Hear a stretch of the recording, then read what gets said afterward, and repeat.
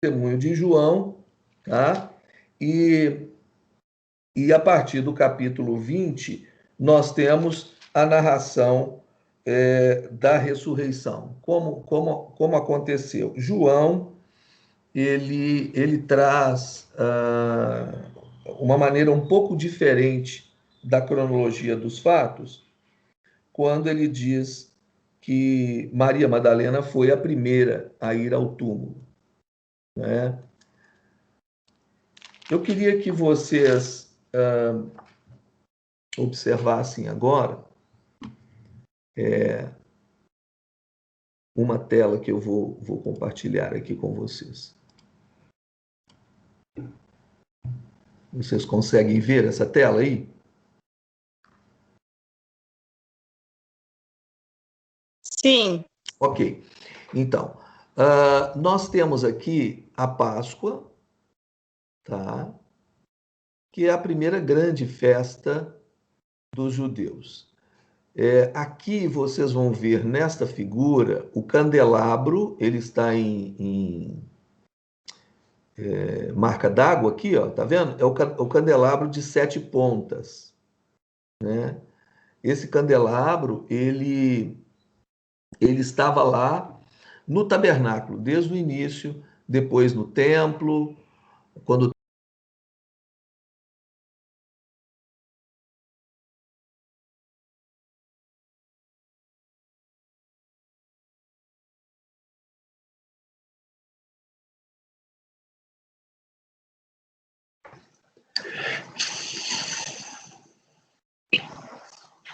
Ficou mudo, pastor, de novo.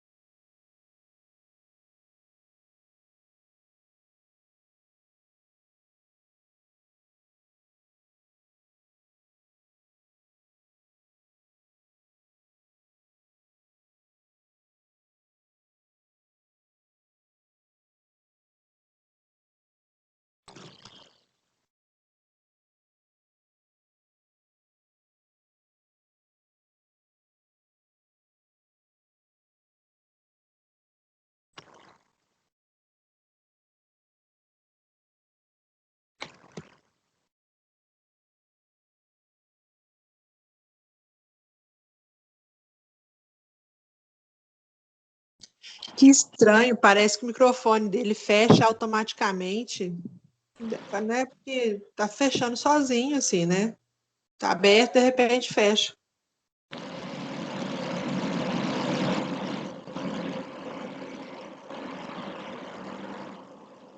Exato, parece um problema de configuração, alguma coisa do gênero. Agora o pastor Agora, saiu. por que será que ele está na conta da Rejane? Será que ele está usando o computador dela, alguma coisa assim?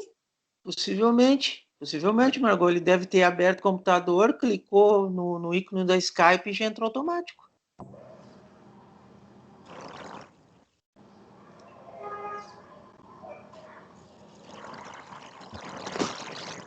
pessoal, tive que sair para voltar de novo aqui. Eu estava sem o controle do meu microfone. Será que a Rejane não E compartilhou a tela aparece, dela? e aparece aqui no meu nome, no lugar do meu nome, Rejane Coelho. O login está sendo feito na conta dela, né? Teria que fazer login na sua própria conta, assim. Mas eu entrei no meu computador. Fecha aquele live, então. Como é que fecha? Vai sair daqui. Sair de tudo.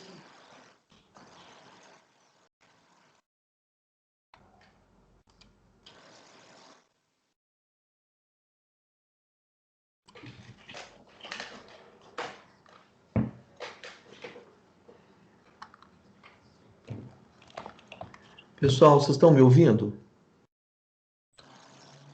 Sim. Sim, sim. Ok, tudo bem. Eu vou ficar desse jeito. Infelizmente, eu não vou poder abrir os meus slides. Vou ficar desse jeito aqui, mas aparece aqui debaixo da minha imagem o nome Rejane Coelho. Mas tudo bem. Pelo menos agora eu vejo o microfone aqui e eu posso mutá-lo. Tá, vamos voltar. É difícil a gente dar estudo quando essas questões acontecem, viu?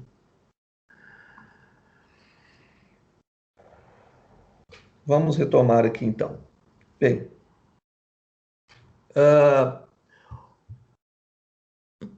é importante nós dizermos que a ressurreição de Jesus é é um dos fatos mais importantes da fé cristã. A ressurreição de Cristo, ela, ela concretiza a obra de Cristo de maneira triunfal, não é? Eu estava mostrando para vocês aquele slide ali do candelabro de 7 pontas, e na primeira ponta aparece a Páscoa. A Páscoa é a primeira grande festa religiosa judaica. E vocês ouviram essa semana o Rogério compartilhando, essa festa ela começa lá no período do povo ainda no Egito, povo hebreu, né?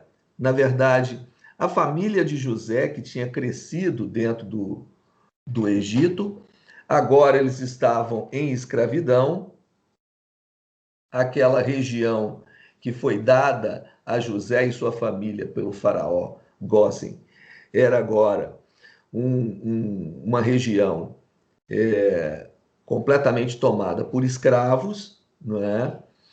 E Deus já havia prometido que libertaria o seu povo do Egito. Eu estou voltando aqui um pouquinho na história, só para poder situar vocês. Então, a Páscoa ela é instituída no momento da saída do Egito. A palavra Pessach quer dizer passar por cima.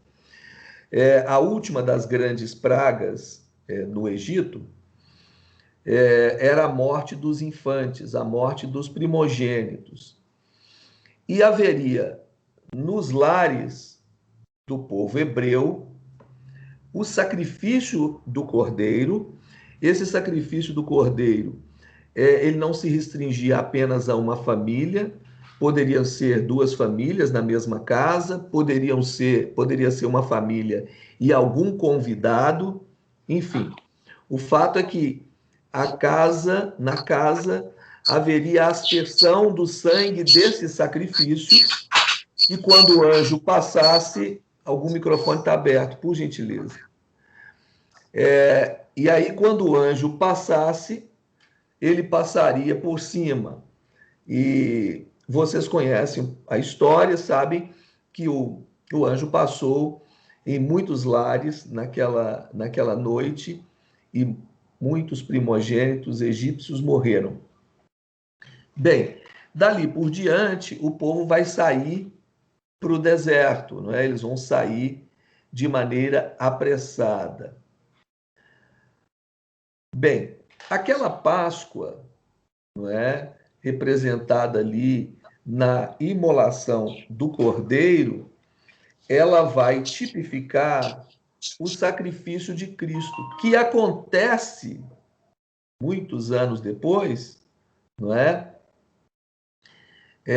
Acontece com a sua morte, tá? Um detalhe que eu acho que é importante a gente dizer é que aquele domingo que antecede a morte de Jesus, Jesus morre na sexta-feira, o domingo que antecede, que nós chamamos de Domingo de Ramos, esse Domingo de Ramos, ele não é nenhum tipo de festa judaica. O Domingo de Ramos é uma tradição cristã católica. que marca a entrada de Jesus em Jerusalém. Ali há uma série de quadros, não é? É o início daquilo que a Igreja Católica chama de Via Sacra, do que Jesus faria naquela semana. A Páscoa vai acontecer no sábado seguinte. Então, Jesus morre na sexta-feira, a Páscoa começa às 18 horas de sexta, não é? E vai ao sábado. E depois da Páscoa, 7 semanas depois da Páscoa, nós vamos ter a festa das 7 semanas, ou festa de Pentecostes. Então, eu queria situar vocês. Jesus morre na sexta-feira, o seu corpo é colocado num túmulo por José de Arimateia. Provavelmente Nicodemos vai ajudá-lo, porque Nicodemos é fariseu, e eles vão levar Jesus para aquele túmulo, um túmulo que não tinha sido usado ainda, e ele fica lá no túmulo, e no domingo pela manhã, né, Mateus vai falar dessa maneira. As mulheres vão ao túmulo para levar os ungüentos para colocar no corpo de Jesus. Porque não foi possível fazer isso na sexta-feira, porque já havia encerrado aquele horário e já começava o sábado e ninguém podia fazer mais nada no sábado. Estão comigo até aqui, nesse inicial arrazoado? Tudo bem? Me ouvem bem?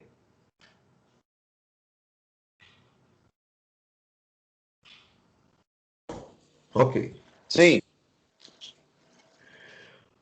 Pois bem,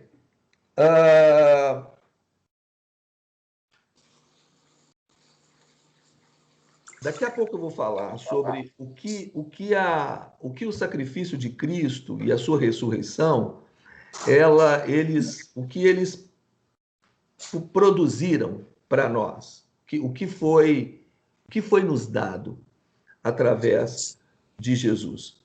Porque o texto que vocês leram no início, que o Rogério leu, é uma fala de Jesus para os discípulos, depois que ele aparece entre eles, já com Tomé presente. Tomé não estava na primeira aparição, e contaram para Tomé que Jesus tinha estado entre eles, e Tomé então vai dizer que ele só creria colocando a mão, né, tocando em Jesus. Então Jesus, quando aparece para eles com Tomé, ele vai dizer: bem-aventurados são os que não viram e creram. Eu queria ler mais um texto aqui dos capítulos que nós temos. E o primeiro texto que eu quero trazer aqui é esse texto em que Maria tem a experiência de encontrar com Jesus. O texto começa ali no verso 11, diz assim: Maria, no entanto, permanecia junto à entrada do túmulo, chorando. Enquanto chorava, abaixou-se e olhou para dentro do túmulo. Ela viu 2 anjos vestidos de branco, sentados onde o corpo de Jesus tinha sido colocado, um à cabeceira e o outro aos pés. Então, eles perguntaram: mulher, por que você está chorando? Ela respondeu: porque levaram o meu Senhor e não sei onde o puseram. Depois de dizer isso, ela se virou para trás e viu Jesus em pé, mas não lhe reconheceu, ou não reconheceu que era Jesus. Então Jesus lhe perguntou: mulher, por que você está chorando? A quem você procura? Ela, supondo que ele fosse o jardineiro, respondeu: se o Senhor o tirou daqui, diga-me onde o colocou, e eu o levarei. Jesus disse: Maria. Ela, voltando-se, lhe disse em hebraico: Rabone, que quer dizer mestre. Jesus continuou: não me detenha, porque ainda não subi para o meu Pai, mas vá até os meus irmãos e diga a eles: subo para o meu Pai e o Pai de vocês, para o meu Deus e o Deus de vocês. Então Maria Madalena foi e anunciou aos discípulos: eu vi o Senhor, e contava que Jesus lhe tinha dito estas coisas. Veja bem, Pedro e o outro discípulo, que aqui citado por João é ele mesmo, foram ao túmulo. Então, no relato de João, Maria vai ao túmulo e vem até os discípulos falar para eles que a pedra estava removida e que tinham tirado Jesus de lá. Então, Pedro e João vão até o túmulo e constatam que o túmulo está vazio. Mas Maria continua lá. Maria permaneceu lá, junto ao túmulo. Nós estamos falando aqui do relato de João, estamos no Evangelho de João. Então, a experiência que Maria tem de ter permanecido no lugar vai nos dizer algumas coisas que eu vejo que são importantes. A primeira delas é que ela está profundamente triste. Ela não está só triste pela morte de Jesus, ela está triste também porque ela entende que tiraram Jesus de lá, que roubaram o corpo de Jesus, que levaram Jesus. Até que então ela tem a experiência que nós acabamos de relatar aqui por João, através de João, mas observem que ela não reconhece Jesus no primeiro momento. Vocês vão observar também que lá na frente, os discípulos caminhando para Emaús também não reconhecem Jesus. Até que acontecem algumas coisas que são significativas. E no caso da experiência de Maria, quando Jesus fala o seu nome. A maneira como ele falou, pronunciou o nome de Maria, faz com que a chave, né, seja ligada em Maria. Maria agora o reconhece. Né? Isso nos remete àquela ideia, a ideia não, a fala de Jesus, lá em João também, aqui em João, quando ele fala do pastoreio, né, das ovelhas, do bom pastor, lá no capítulo 10, ele vai dizer: as minhas ovelhas ouvem a minha voz. Né?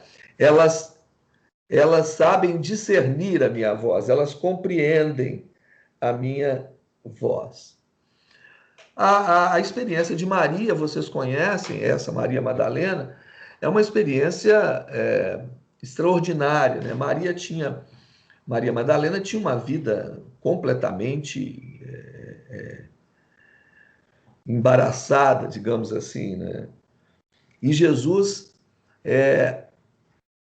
salva Maria, né? Jesus liberta Maria da sua condição de vida e Maria passa a ser uma discípula de Jesus assim, da linha de frente, né? Daquelas que estavam à frente e que, inclusive, ajudavam nas viagens de Jesus. Bem, ditas essas coisas, eu quero voltar ali a essa cronologia dos fatos. Mas antes, eu abro para vocês fazerem alguma pergunta relacionada ao que foi dito ou alguma colocação.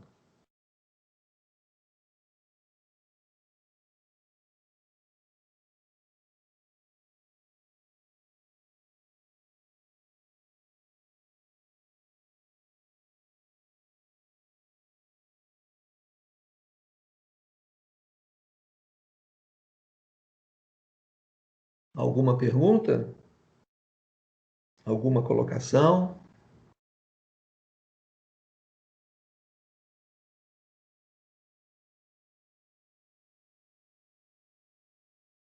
Não havendo, a gente continua. Queridos, nós tivemos na aula passada, nas aulas anteriores, um relato muito detalhado da caminhada de Jesus sobretudo nas últimas horas de Jesus, e pudemos ver assim como Jesus se deu, né? Então, nós, discípulos de Jesus, os cristãos de um modo geral, entendem que não prenderam Jesus. Jesus se entregou, ele se deu, né? E isso é um cumprimento da profecia de Isaías, que diz que ele foi levado como ovelha muda para o matadouro, né? Agora, quando nós falamos de ressurreição de Cristo, nós podemos dizer que este será, ou terá sido, o grande diferencial do cristianismo em relação a todas as outras religiões. Porque todas as religiões e os seus ícones, seus profetas, enfim, seus líderes, todas elas trazem esses líderes com suas filosofias, com seus conceitos, mas estes, ainda que tenham dedicado a vida a estas religiões, a sua espiritualidade, eles morreram e estão lá nos seus respectivos túmulos. Né? O autor da nossa lição vai falar que a grande diferença entre o cristianismo e as outras religiões é o túmulo de Jesus vazio. Por muito tempo, houve uma fala vigorosa, contrária à ressurreição de Cristo, e havia uma acusação, especulação, de que os discípulos mesmo que tinham tirado o corpo de Jesus de lá, roubado o corpo de Jesus.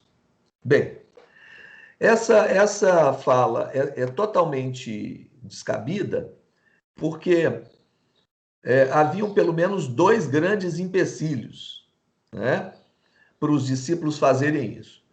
Empecilho número 1 é que eles tinham que passar pelos guardas que foram colocados lá à porta do túmulo. Então, o túmulo foi guardado, né? As autoridades judaicas não queriam que houvesse uma confusão posterior à morte de Jesus. Então, eles colocam guardas lá. E segundo, que era um túmulo escavado na rocha e tinha uma pedra enorme que foi colocada lá para tapar o túmulo. Era um túmulo novo. O túmulo era de José de Arimateia, um homem que se converteu ali na medida que ouvia Jesus, né? Provavelmente, Nicodemos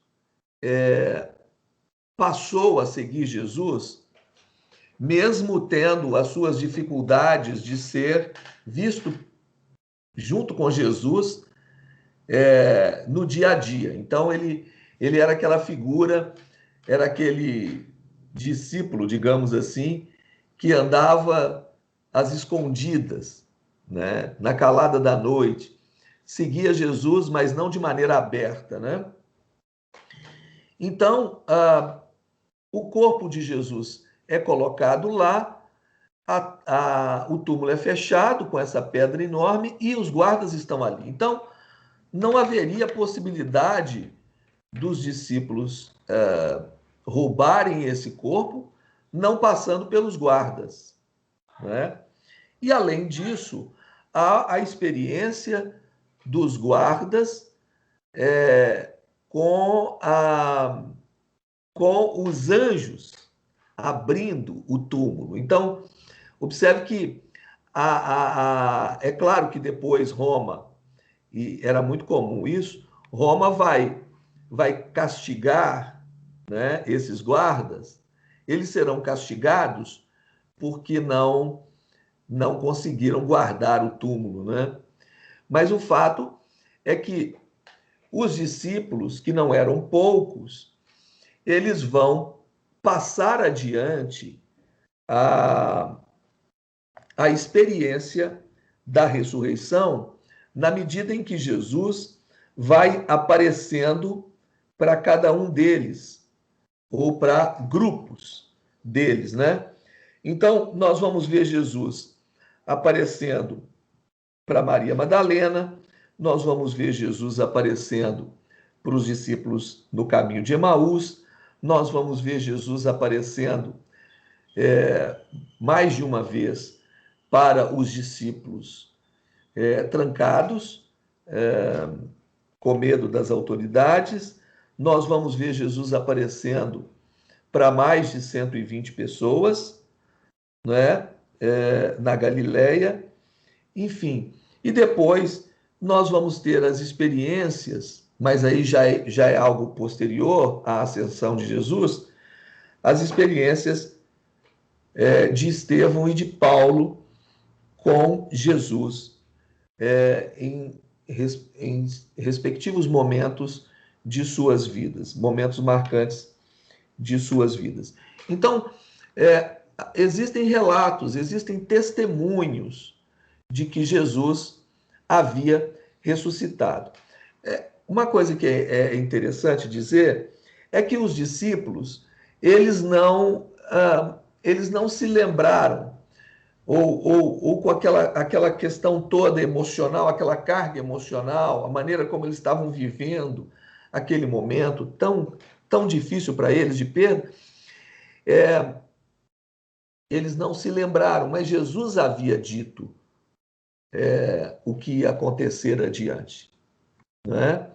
Então, eu acho que esses são pontos muito importantes, muito significativos dentro desse episódio ressurreição de Jesus. Então, a ressurreição de Jesus é um grande marco, não é? Ela faz parte do que nós chamamos da centralidade da fé cristã.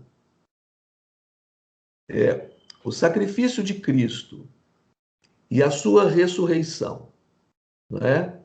É a obra completa que Deus exigiu, vamos colocar assim, para que o homem fosse salvo. Jesus vai dizer lá em João, no capítulo 10, eu quero ver se eu consigo aqui mostrar um slide.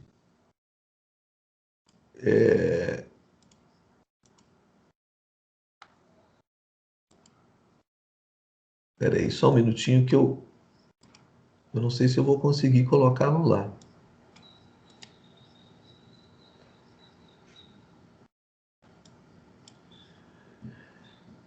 Tá, por enquanto não está dando. Alguém pode ler para a gente, por gentileza, João capítulo 11, versos 25 e 26. João 11, 25 e 26. Nós já estudamos isso aí na nossa lição.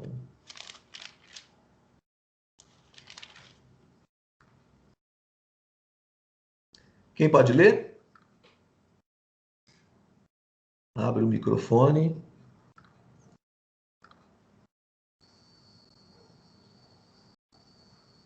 Vocês estão me ouvindo, né?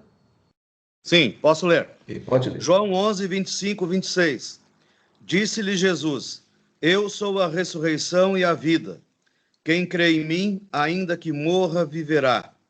E todo o que vive e crê em mim, não morrerá eternamente. Crês isto? Olha, esse é um texto bem, como é que eu vou dizer, bem importante para os tempos em que nós vivemos.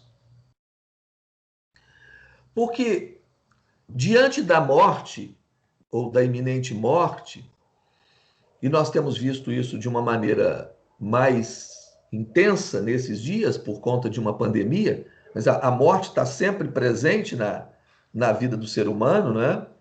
A morte é um erro de percurso. Alguém vai dizer assim, e tem muitas pessoas falando, né, com esse discurso, nós estamos vivendo um castigo de Deus e etc. Olha, eu quero dizer para vocês que eu não creio dessa maneira. E não creio, eu vou dar alguns motivos pelos quais eu não creio num castigo de Deus.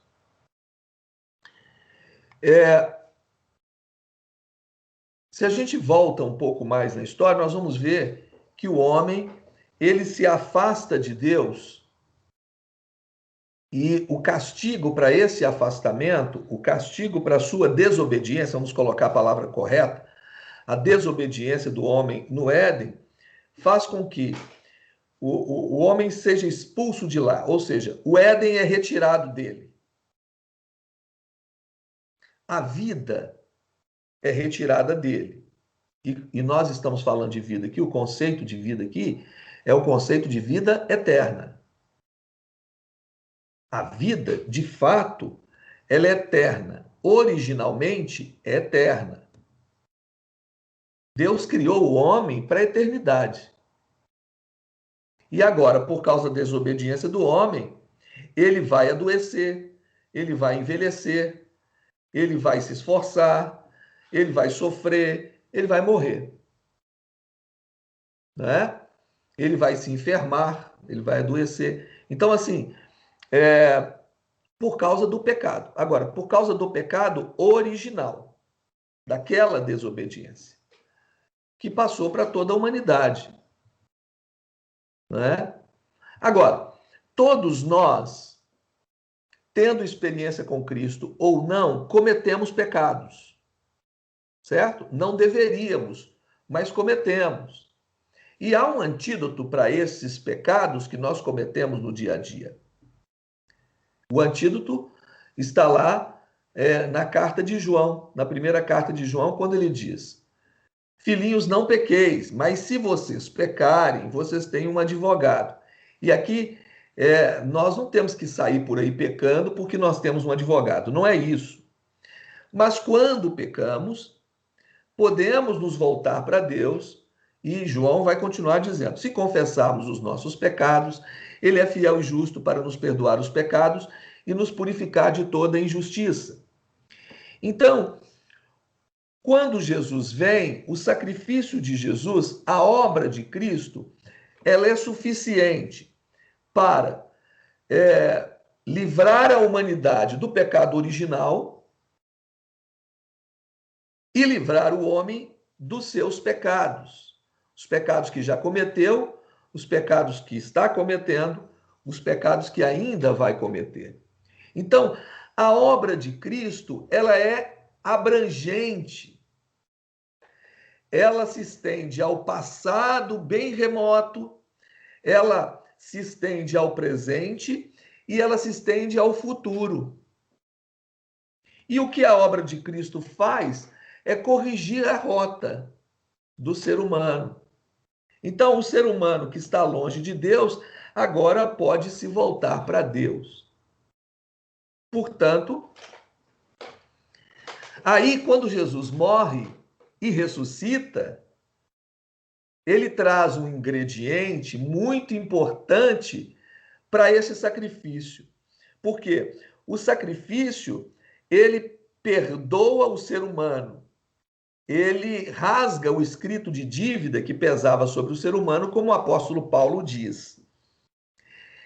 E agora, com a ressurreição de Cristo, ele traz o ser humano, coloca o ser humano na sua rota de eternidade.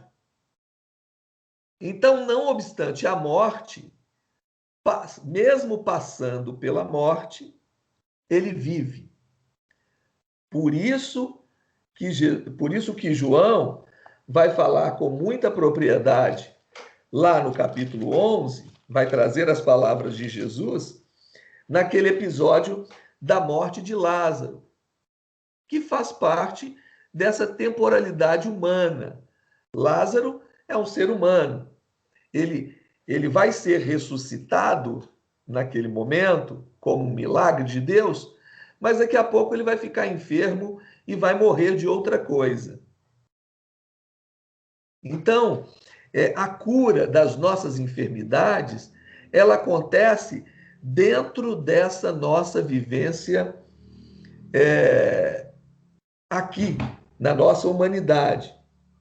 Quando Jesus diz que quem crer nele, ainda que morra, viverá, ele está dizendo que nós temos vida, e vida abundante, vida eterna, vida para além da morte. Eu tenho dito para algumas pessoas que eu tenho encontrado nos últimos tempos, que pior do que a morte, e vamos aqui combinar, a morte é algo muito doloroso, né? Foi o último dos inimigos a serem vencidos, né, por Jesus. A morte é terrível, ela é assustadora, ela traz profunda tristeza ao ser humano, ela corta na carne do ser humano, né? Tudo isso a gente sabe, quem perdeu familiares, queridos, sabe exatamente o que eu estou falando. Agora, ela não é suficiente para segurar aqueles que tiveram um encontro com Cristo, que compreenderam a sua obra e foram salvos por ela, o sacrifício de Cristo. Quando Jesus diz que ele vai preparar lugar para os seus, para que onde ele estiver, eles estejam também, ele está dizendo que o destino, o nosso destino, que o destino dele é o nosso destino. Aquilo que eu sempre gosto de dizer, que não foi eu que usei essa metáfora pela primeira vez, eu ouvi de outros que ouviram de outros, etc., que é aquela que você coloca um envelope dentro da Bíblia, né, dizendo que você, ser humano, é um envelope e que a Bíblia é Jesus. Você coloca dentro da Bíblia, fecha a Bíblia e para qualquer lugar que você manda a Bíblia, o envelope vai junto. É a ideia de estar em Cristo. Nós estamos nele, portanto, o destino dele é o nosso destino. Até aqui perguntas, colocações? Pastor, gostaria de fazer uma colocação. Pode sim. Quando o senhor falava ali a respeito das histórias que existem, que o corpo de Jesus foi roubado pelos discípulos, no livro de Mateus, capítulo 27, versículo 62, esclarece muito e refuta esse argumento aí. Diz assim, ó: no dia seguinte, que é dia depois da preparação, reuniram-se os principais sacerdotes e os fariseus e, dirigindo-se a Pilatos, disseram-lhe: Senhor, lembramo-nos de que aquele embusteiro, enquanto vivia, disse: depois de 3 dias ressuscitarei. Ordena, pois, que o sepulcro seja guardado com segurança até o 3º dia, para não suceder que, vindo os discípulos, o roubem e depois digam ao povo: ressuscitou dos mortos, e será o último embuste pior que o primeiro. Disse-lhes Pilatos: aí tendes uma escolta, ide e guardai o sepulcro como bem vos parecer.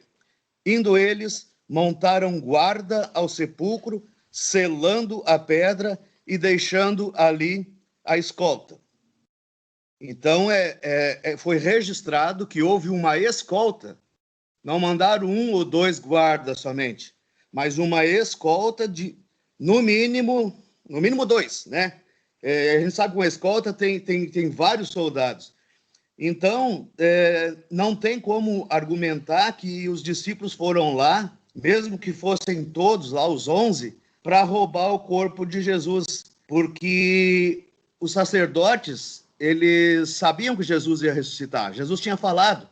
Como o senhor bem mencionou, os discípulos, pelo fator emocional e pela gravidade da situação, eles esqueceram que Jesus disse que ia ressuscitar.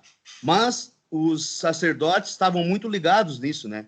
Então foi essa escolta para lá. E a gente sabe que os discípulos, outros argumentam que os discípulos subornaram os guardas, mas subornar como? Se não tinham dinheiro para nada, né? Eles viviam de ofertas, de doações. Então esse argumento não tem como prosperar, porque foi montada uma guarda lá, uma escolta, e a gente estudou até aqui, e semana passada eu lembro de ter comentado, que a punição para os crimes assim, mais graves, e eu imagino que se os soldados relaxassem na guarda ao corpo de Jesus, eles seriam severamente punidos por Pilatos, provavelmente até com uma crucificação. Então não era o que eles queriam, né? Eles temiam isso, então de maneira alguma eles seriam subornados, né? E aí continua ali no capítulo 28, que no findar do sábado, ao entrar o primeiro dia da semana, Maria Madalena e a outra foram ver o sepulcro. E eis que houve um grande terremoto, porque um anjo do Senhor desceu do céu, chegou-se, removeu a pedra e assentou-se sobre ela. E ali diz que esse anjo tinha um aspecto de relâmpago, e a sua veste alva como a neve. E o versículo 4 diz: e os guardas tremeram, espavoridos, e ficaram como se estivessem mortos. Então os guardas, eles presenciaram esse fenômeno sobrenatural que foi a vinda dos anjos para remover a pedra. E continuando ali, eu já encerro aqui, no versículo 11 diz que indo elas, eis que alguns da guarda, então havia vários na guarda, e alguns dos que estavam naquela escolta foram à cidade e contaram aos principais sacerdotes tudo o que sucedera. E reunindo-se eles em conselho com os anciãos, deram grande soma de dinheiro aos soldados, recomendando-lhes que dissessem: vieram de noite os discípulos dele e o roubaram enquanto dormíamos. Então, o suborno realmente houve, mas não da parte dos discípulos. O suborno houve da parte dos sacerdotes, dos religiosos, que tentaram subornar os guardas para eles inventarem essa história de que tinham roubado o corpo de Jesus. Então, não tem como prosperar esse argumento de que os discípulos foram lá e roubaram, que foi uma farsa, que foi montado, porque tinha uma guarda, uma escolta, como diz aqui, né, que Pilatos ordenou que fosse uma escolta para lá. Então, só queria deixar registrado que nesse capítulo 27, final e 28 de Mateus, explica bem direitinho ali o que realmente aconteceu naquele dia. Muito obrigado, Rogério, pela colocação. E vale lembrar o seguinte, né? Quando você trouxe aqui a lição da crucificação, você mencionou, e a gente até conversou um pouco sobre isso, que as autoridades religiosas judaicas, eles tinham uma guarda deles, eles tinham uma guarda pessoal. A guarda dos fariseus, ela existia. Quem prende Jesus é essa guarda dos fariseus. Agora, olha que coisa interessante. Os fariseus poderiam ter colocado os seus guardas vigiando o túmulo, mas eles foram a Roma Sabe por quê? Porque eles querem o aval de Roma nisso. Entende? Eles querem o aval de Roma. Então, Pilatos vai mandar os guardas para lá, o selo aí, há uma inscrição ali de Roma, né, naquela pedra. Essa guarda, ela não é pequena, mas ela é uma guarda que vai revezar, entende? Então vai haver um revezamento, não vão ficar tantos assim acordados, mas vai ter um número ali suficiente para proteger a entrada. Agora, um outro fato que eu acho que é importante nisso é que está muito claro, ou está muito claro para os fariseus, tudo aquilo que Jesus disse. E para os discípulos nem tanto. Não é?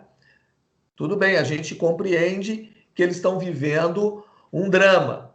E veem a maneira como Jesus foi preso, martirizado e morto. Então, dificilmente os discípulos iam aparecer lá para retirar o corpo de Jesus e enfrentar uma guarda romana, porque eles viram o que aconteceu com Jesus. Então, olha só, eles não estão lembrando muito, as ideias estão meio truncadas na cabeça deles, eles estão emocionalmente abalados, eles estão trancados e com medo. Não é?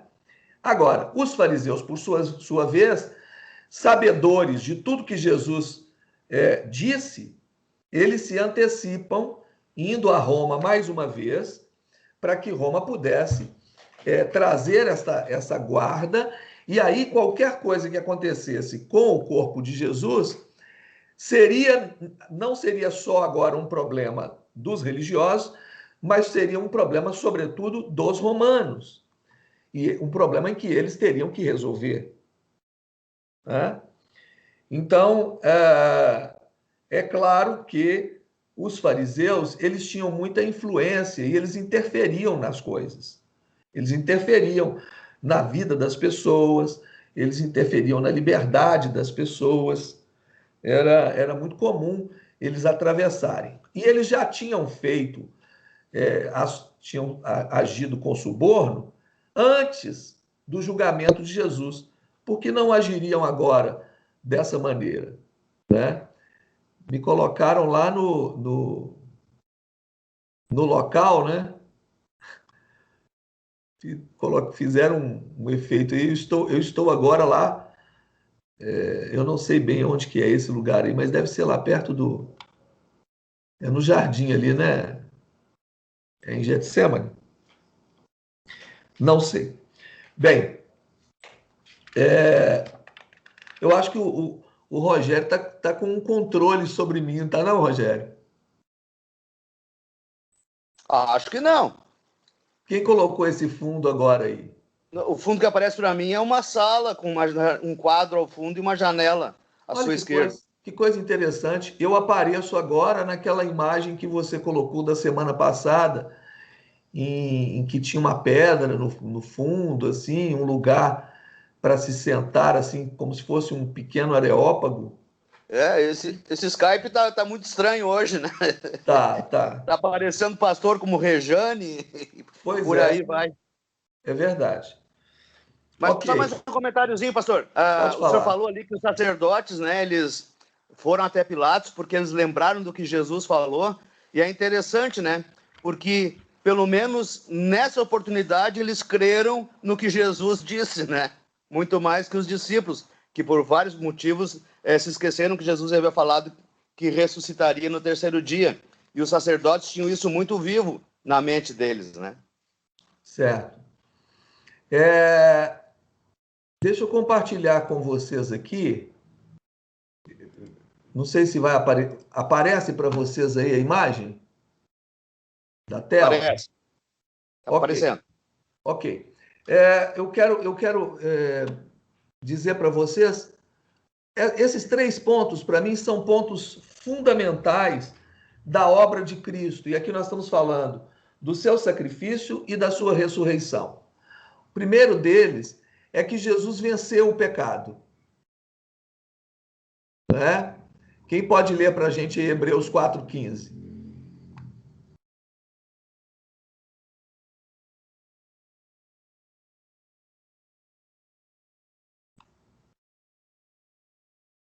Pode ler aí?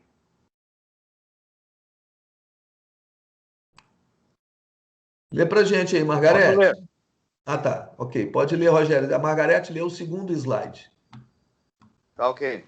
Porque não temos sumo sacerdote que não possa compadecer-se das nossas fraquezas. Antes, foi ele tentado em todas as coisas, a nossa semelhança, mas sem pecado. Ok. A nossa semelhança, mas sem pecado. Então, a obra de Cristo é suficiente, não é, para vencer o pecado. Então, o pecado está vencido na obra de Cristo. A obra de Cristo é assim como aquele cordeiro inocente lá no passado que foi morto e o sangue protegeu as pessoas que estavam debaixo daquele sangue, naquele sinal. O Cordeiro de Deus morre, o Cordeiro Pascal, né? Quando a gente fala sacrifício vicário, vicários é substituto. Então, o sacrifício vicário é o sacrifício substitutivo. Ele, sem pecado, morre no lugar de pecadores. Não por acaso, quando ele é condenado, eles soltam, livram da prisão um cara chamado Barrabás, o filho de Rabás. Esse filho de Rabás, ele tinha tudo quanto é pecado nas costas, né? Ele era um cara que devia demais, né? Em todos os aspectos. E agora ele é liberto porque um inocente morreu no lugar dele.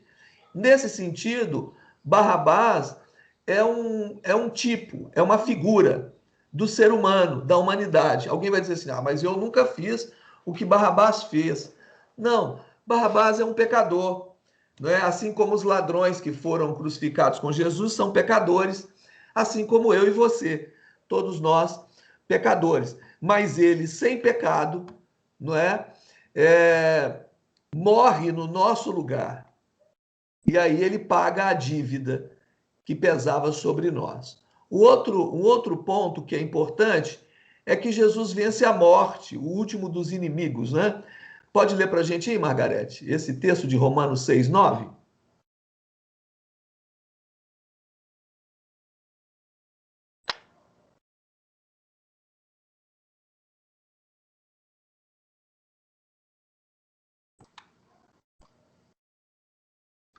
Sabendo que, havendo Cristo ressuscitado dos mortos, já não morre, a morte não mais terá domínio sobre eles.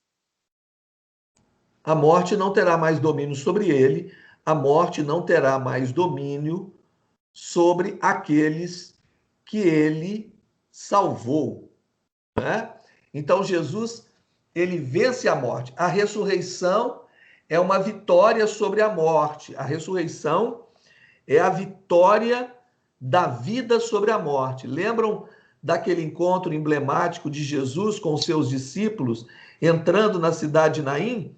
Eles encontram uma mulher, uma viúva, trazendo o corpo do seu filho morto, né, arrimo de família, e vem uma multidão com ela, uma multidão que carrega a morte. Então, ali há o encontro da vida com a morte. E a vida prevalece sobre a morte quando Jesus, então, dá ordem para aquele moço se levantar, né? Jesus faz isso 3 vezes, e são as 3 vezes mencionadas. Quando a gente fala fez 3 vezes, não.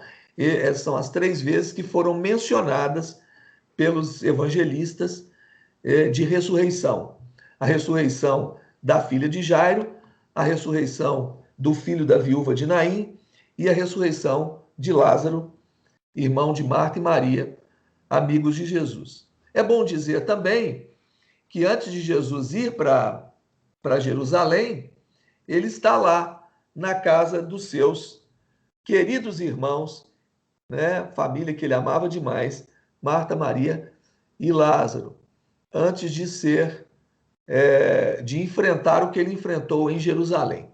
E a terceira grande verdade da obra de Cristo está registrada aí no Evangelho de João 11, 25 a 26, texto que nós já lemos anteriormente, quando Jesus diz: eu sou a ressurreição e a vida, aquele que crê em mim, ainda que morra, viverá. E quem vive e crê em mim, não morrerá eternamente. Você crê nisso? Então, Jesus vence o pecado, vence a morte, e ele é a esperança de vida eterna para quem crê, ou seja, ele é a vida eterna. Bem, esses pontos são pontos muito importantes para nós. São pontos. Voltou aqui agora a minha tela, não foi?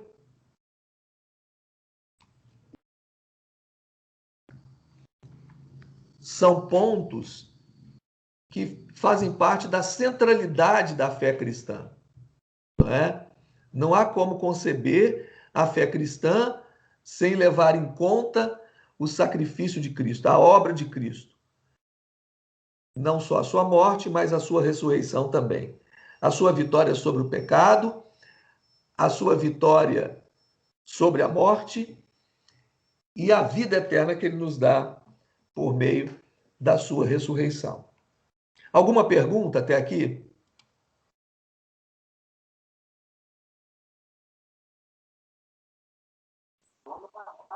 Pastor, Oi. eu queria fazer uma contribuição, se eu me permitir. Pode, claro. Eu queria falar duas coisas rapidamente. A primeira até mesmo esses dias, quando a gente estava conversando ali sobre a morte da irmã Elzi, né, lá de Betim, e até o senhor falou aquela questão assim, né, que nós oramos para Deus curá-la, né, e aí o fato dela ter partido, às vezes pode pensar assim, não, mas Deus não ouviu a nossa oração, né? Mas, em certo sentido, ele ouviu sim, porque agora ela está completamente curada, em todos os sentidos, né? Plenamente curada. E por que eu estou pegando esse exemplo, né? Como a gente está aí tratando dessa questão da ressurreição, eu até... Essa semana eu estava assistindo um filme que eu indico aí para os irmãos, que é a história de um cantor de rock cristão, ele chama Jeremy Camp. Talvez alguns dos irmãos já tenham ouvido falar nele. Pastor, peraí, tá? E aí o filme conta o início da carreira dele, quando ele perde a primeira esposa por um câncer. E aí tem uma cena lá que assim é muito interessante, porque ela estava já assim para morrer, e ele está na maca do hospital junto com ela, e de repente ela dá um suspiro, e aí ela diz assim, Deus me curou, já não dói mais. E os dois estavam dormindo assim, mas ela estava meio que, né, já quase partindo, e ela ela puxa assim o ar e fala isso para ele, olha, Deus me curou, já não dói mais. Aí nisso, ele vai chamar uma enfermeira, quando ele volta, ela morreu. Aí eu até lembrei, quando eu assisti esse filme essa semana, eu lembrei disso que a gente conversava, né? Que realmente essa esperança da ressurreição, isso que Jesus disse no Evangelho de João, né, que quem cresce nele, ainda que morresse, não iria morrer eternamente. A ressurreição, ela é o tema central do Evangelho da nossa vida. Nós devemos ser movidos pela ressurreição, né? E aí tem ali, eu queria só citar aqui, por último, a fala ali do apóstolo Paulo, lá em 1 Coríntios 15, quando ele estava falando de alguns que não acreditavam, né? Lá em 1 Coríntios 15, 12, ele disse assim, ora, se prega que Cristo ressuscitou dentre os mortos, como dizem alguns dentre vós que não há ressurreição de mortos? E se não há ressurreição de mortos, também Cristo não ressuscitou. E se Cristo não ressuscitou, logo é vã a nossa pregação e também é vã a nossa fé. Então, quer dizer, a ressurreição ela é o tema, o eixo central de toda a nossa crença e de toda a nossa esperança, né? E é por isso que ela deve ser enfatizada, não só esse tempo que a gente está no tempo de Páscoa. E uma última consideração assim que eu queria fazer é que, às vezes, nós evangélicos, né, principalmente aqui no Brasil, eu acho que nós negligenciamos muito esse tempo da Páscoa por causa da nossa evangelização, que foi muito anticatólica, né? Então, na verdade, a gente enfatiza muito pouco assim, esse momento tão importante, né? Os católicos eles são bem mais didáticos, enfatizam ali essa questão do Domingo de Ramos, da Sexta-feira da Paixão, né? E nós assim, nós já vamos direto ali para a ressurreição, né? Nós evangélicos assim, é uma crítica que eu faço de dentro, né? A nós, né? Me incluo, que eu acho que a gente deveria aprender um pouco mais com os nossos irmãos católicos, ainda que a gente tenha ali divergências, mas eu acho que eles são bem mais didáticos e enfatizam mais, né, a questão aí da Semana Santa do que a gente. A gente meio que toca isso de maneira... A gente fala também, até faz um culto e tal, de Páscoa, mas, assim, eu percebo, né, que eles são mais didáticos e vivem de maneira mais intensa esse momento que é tão importante para todos nós cristãos, né? Fica aí para nossa reflexão. Ok, Rafa, obrigado aí pela contribuição. Realmente foi um papo que a gente teve ali, né, durante a semana, sobre essa questão do que é realmente uma resposta de cura, né? Eu tenho dito e eu penso que isso é algo que tem que nos incomodar mais do que qualquer ameaça à vida, é a ameaça à vida eterna, né?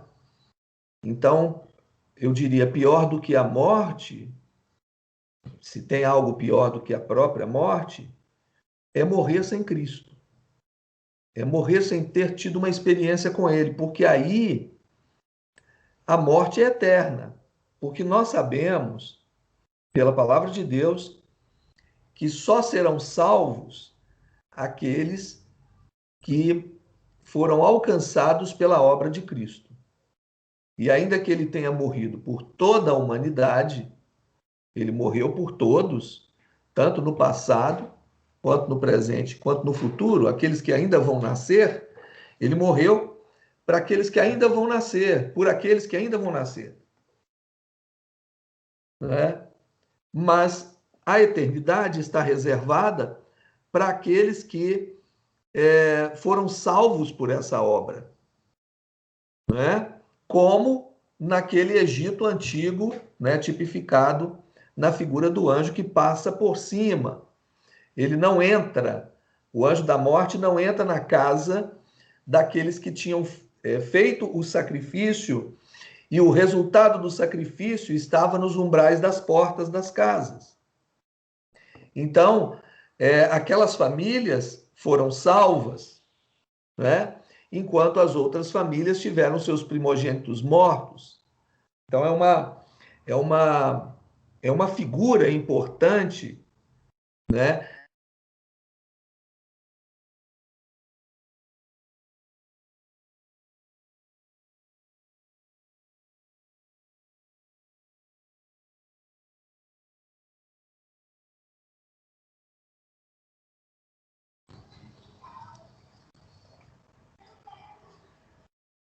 Olha, eu não sei se eu falei alguma heresia, mas me removeram da sala.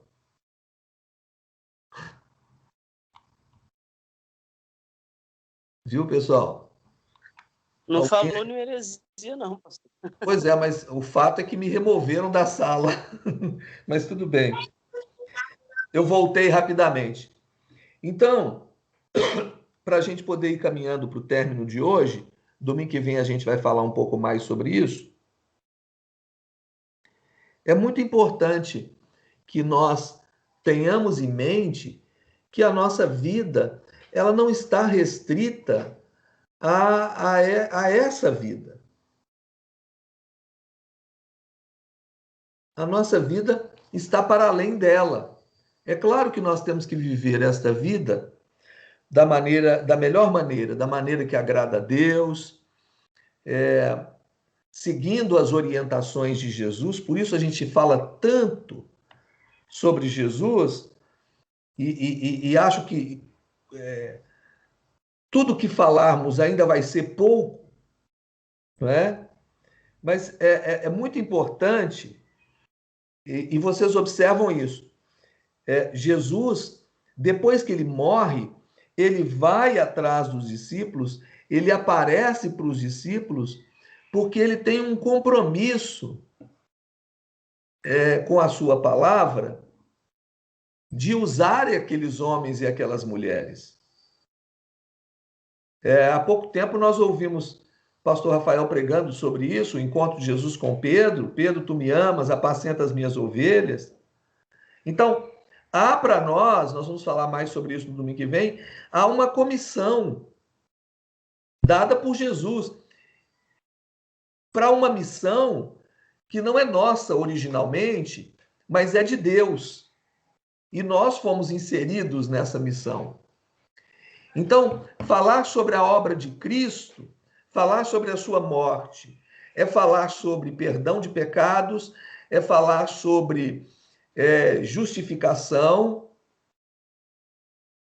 e falar da sua ressurreição é falar de vida, é falar de vida eterna, é falar de salvação. Então, isso é algo que nós temos que falar para todos quantos puderem ouvir. Essa é a mensagem central da nossa fé. Entende? Então, as pessoas que nos conhecem, elas não podem morrer sem ouvir falar de Jesus. Porque se elas morrerem sem Jesus, elas estão condenadas à morte eterna. E aí a vida realmente acabou. É forte a fala, mas é exatamente isso mesmo. Não é? Então, nós temos que celebrar a ressurreição, nós temos que festejar a nossa salvação, nós temos que nos regozijar pela nossa salvação e adorar a Deus e agradecê-lo nesse período, ótimo, é isso mesmo. Mas nós precisamos também falar para as pessoas. Essa é a nossa missão. É o privilégio que temos de sermos instrumentos para compartilhar isso. Não é? Jesus vai dizer, eu sou a ressurreição e a vida. A vida. Nele temos vida. Alguma colocação, alguma pergunta que queiram fazer? Se eu não puder responder, os pastores estão aí, podem nos ajudar também.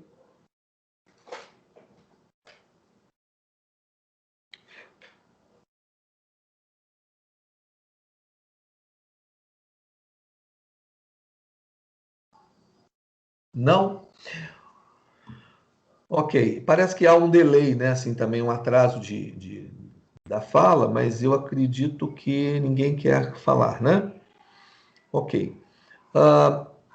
Eu quero fazer aqui, então, algumas considerações finais. A primeira delas é que nós estamos já no período da Páscoa, né? Esta semana,